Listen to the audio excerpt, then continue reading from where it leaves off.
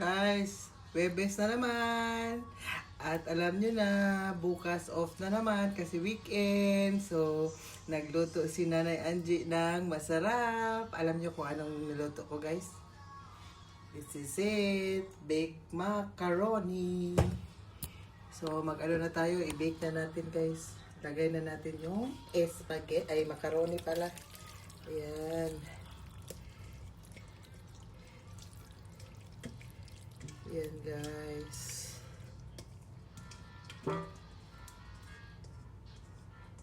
Yan.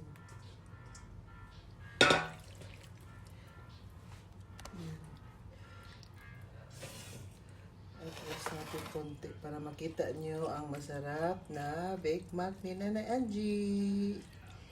Ayan. Lagyan natin ng cheese. Alam niyo naman kung ano masarap dyan sa ating baked mac, guys. Ang cheese natin na Eden. Eden, baka naman. Lagyan natin siya sa ibabaw bago natin i-bake.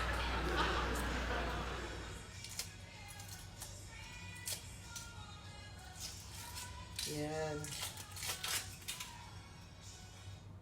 Tay! Ayan na guys. Hinayo gamay ang music, tay. Kay makapiright ko, tay. Akong bana guys. Way pakialam guys. Iyang nanay nag-vlog diri. Ng copyright. Ayan.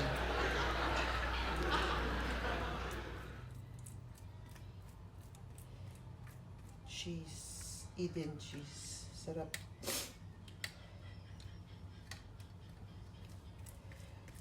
Ayan.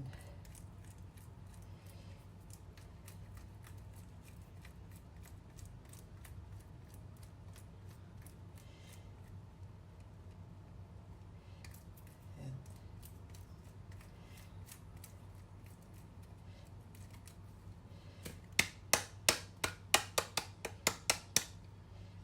Ayan.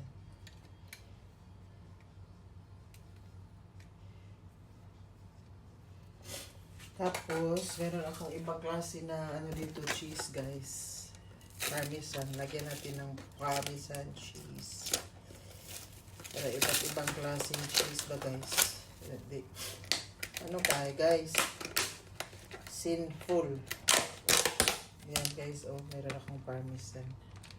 Lagyan din natin ng parmesan cheese.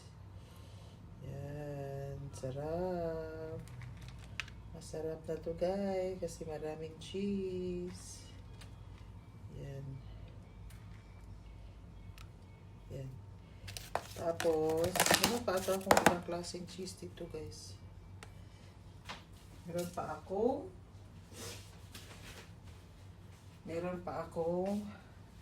mozzarella cheese guys. Ayan. Kamayin ko lang guys ha. Naghugas man ako ng kamay. Yan guys.